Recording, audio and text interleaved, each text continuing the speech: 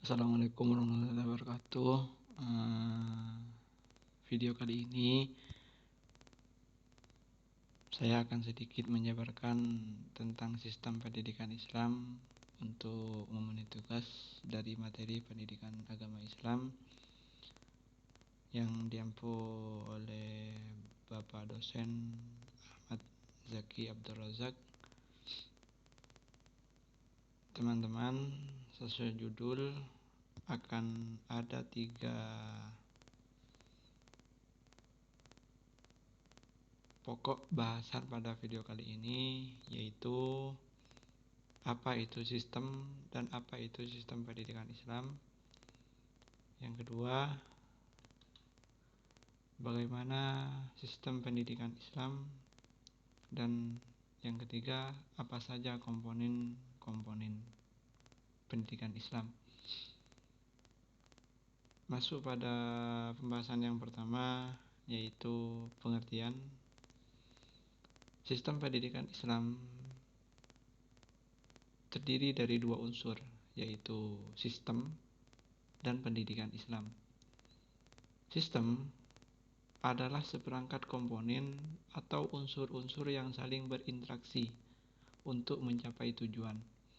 Hal ini dapat kita pahami bahwa suatu sistem membutuhkan beberapa komponen yang mempunyai keterkaitan antara satu dengan yang lainnya. Seperti halnya sistem komputer. Ada desktop, ada keyboard, ada CPU, dan yang lainnya yang sama-sama terhubung sehingga menjadi sebuah komputer yang dapat digunakan. Itu pengertian dari sistem. Adapun pendidikan Islam, jika dipandang sebagai sistem, maka ia adalah subunit yang di dalamnya terdapat pendidikan Islam, yaitu suatu proses bimbingan kepada manusia yang mencakup jasmani dan rohani yang berdasar pada ajaran dan dogma agama. Dari pengertian tersebut dapat kita pahami bahwa sistem pendidikan Islam adalah perangkat yang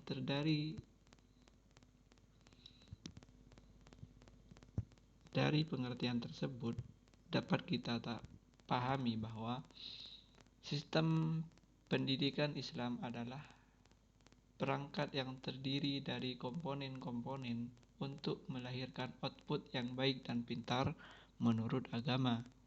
Kenapa harus agama? Karena basisnya adalah agama. Dan agama pun mempunyai standar mengenai kepintaran dan kebaikan umat manusia. Sebab pintar menurut standar manusia tidak menjamin kepintaran dalam standar agama. Namun, sebaliknya, kepintaran dari standar agama sudah barang tentu pintar dalam standar manusia pada umumnya.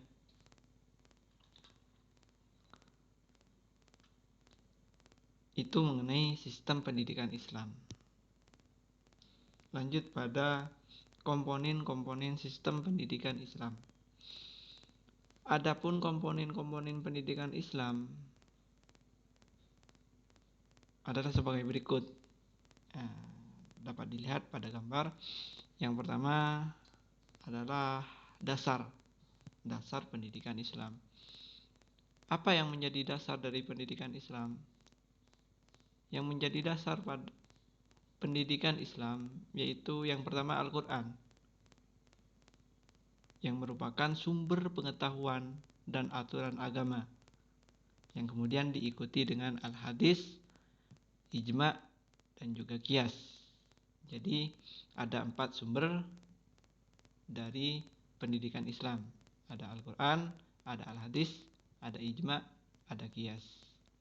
Masuk pada tujuan, komponen yang kedua, tujuan pendidikan Islam.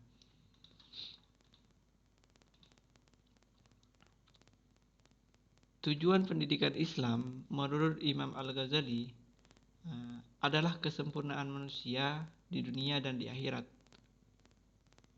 Manusia dapat mencapai kesempurnaan melalui ilmu untuk memberi kebahagiaan di dunia dan sebagai jalan mendekatkan diri kepada Allah.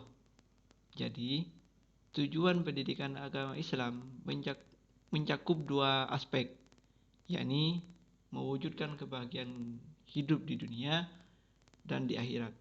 Hal ini menunjukkan bahwa pendidikan agama Islam merupakan pendidikan yang komplit, yang mencakup kehidupan di dunia dan kehidupan nanti di akhirat. Itu mengenai tujuan dari pendidikan Islam. Masuk pada komponen yang ketiga, yaitu nilai.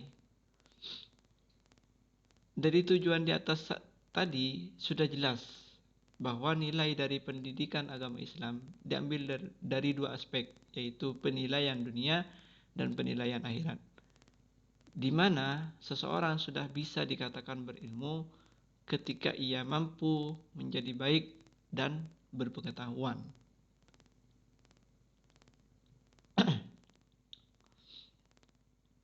Masuk pada komponen yang ketiga, komponen yang keempat.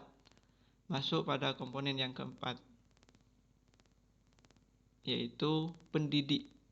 Ada pendidik atau lebih kita kenal dengan istilah guru. Siapa guru? Guru adalah tenaga profesional yang dibebani tugas untuk menumbuhkan. Ingat, untuk menumbuhkan, mengembangkan, membina pengetahuan dan bakat peserta didik. Jadi guru harus mampu menjadi seseorang yang profesional. Dalam artian, ia mampu memposisikan hal mana dan hal apa yang lebih penting sesuai dengan tanggung jawabnya sebagai guru.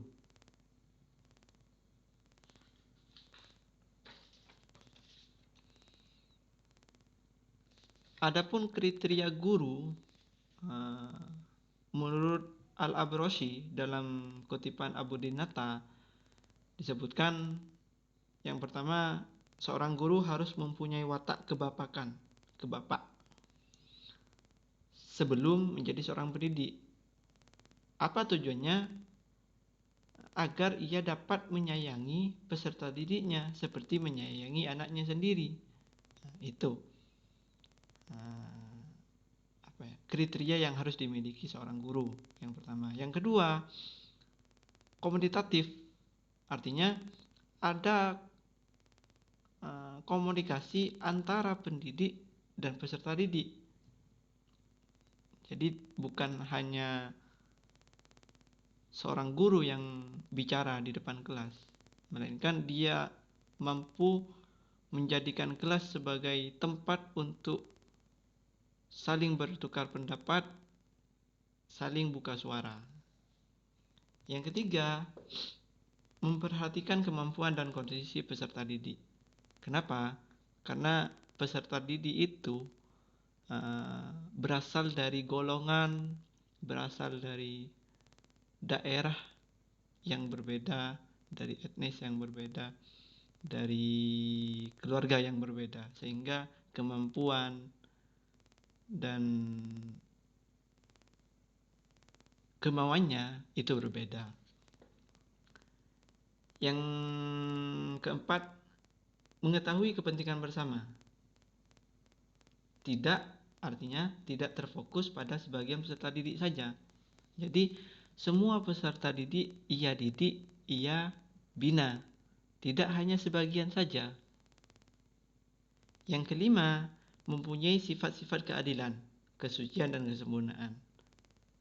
Yang keenam, ikhlas dalam menjalankan aktivitasnya, tidak banyak menuntut hal-hal yang di luar kewajibannya. Jadi dia ikhlas, ini dalam agama.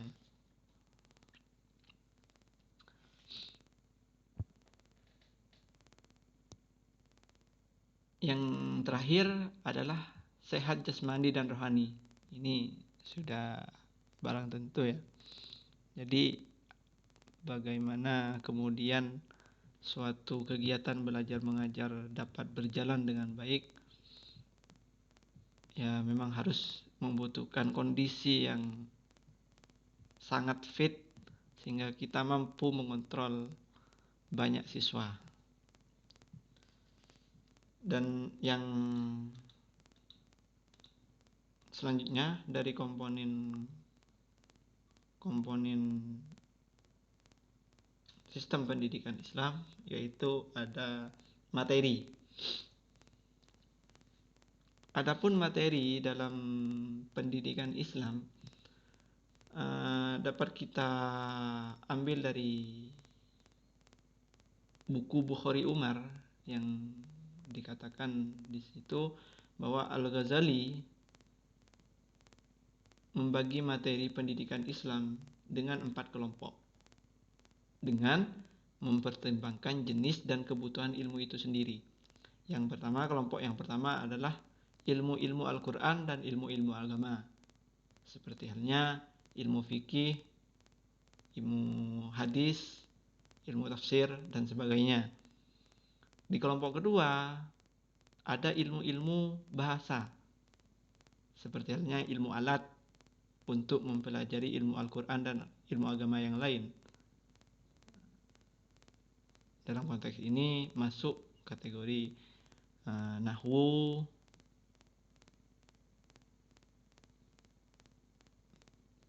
ilmu balaghah, ilmu shorof, ilmu tajwid, dan lain-lain. Di kelompok ketiga ada ilmu-ilmu yang fardunya kifayah, seperti ilmu kedokteran, ilmu matematika, ilmu industri, pertanian, teknologi, dan lain sebagainya. Dan di kelompok terakhir, di kelompok 4, ada ilmu-ilmu yang merupakan cabang dari ilmu filsafat, seperti halnya ilmu mantik dan lain sebagainya. Itu materi dalam pendidikan Islam. Jadi dikelompokkan menjadi 4. Yang selanjutnya adalah evaluasi.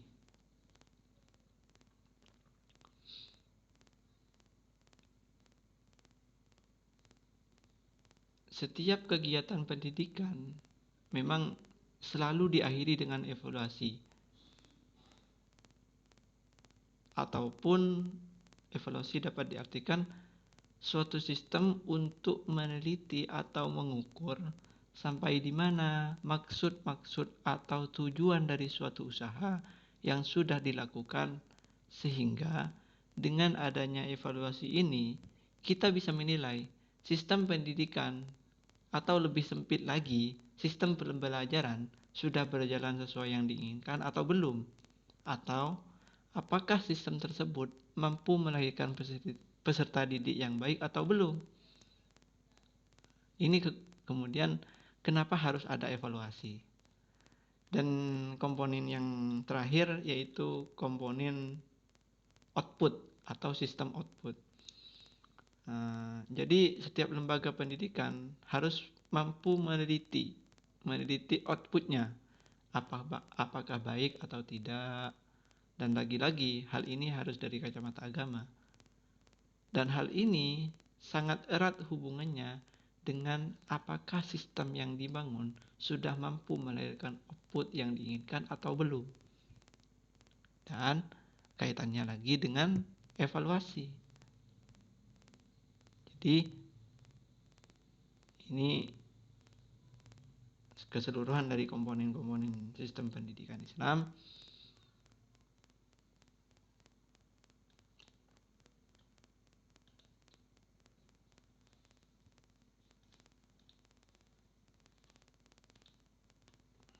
Kesimpulannya